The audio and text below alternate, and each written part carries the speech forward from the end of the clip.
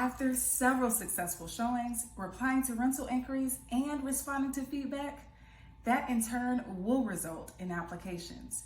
Your prospective renter will have an opportunity to go online to our website and apply electronically. They can apply as a single applicant or as an entire household. And once complete, it automatically notifies our office that we have someone interested in moving forward with the next steps. Now, we don't just accept one application and turn away the rest. We accept multiple applications until you approve an applicant of your choice. Our rental selection criteria requires a full credit check, a full background check, income verification, and rental verification. Now, for our credit check, we're not looking for a minimum credit score.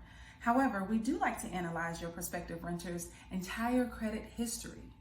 We like to see if there's extenuating circumstances like medical bills or student loans that may be weighing down their credit, or even if they do have a low credit. We are looking for a pattern of payment history improvement.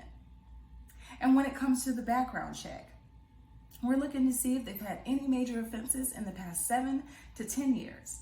Now, those are our legal parameters, but our background checks go back way further than that.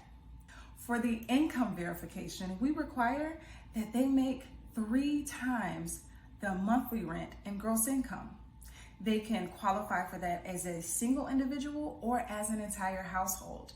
We verify that by checking their most recent pay stubs. That gives us information knowing that they are currently employed.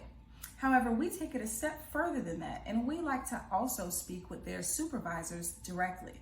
And that gives us a little more detailed information, like exactly what quality of an employee they truly are. They inform us if they're on any probationary status and if they're anticipated to keep their employment at least throughout the remainder of the lease term. For the rental verification, we're verifying if they've had 2 years of consistent and positive rental history. Now, for this particular requirement, we still proceed with caution, because if they do have positive rental history, one thing that we've learned over time is that landlords have different expectations. So even though one landlord may say, oh, that we're a great tenant, they're great and you're great, may be 2 separate things. So we tend to start our residents off anyway at ground zero, and we teach them our expectations for how they are to live in your particular rental. We also ask you to proceed with caution with that particular requirement because some renters are just in transition.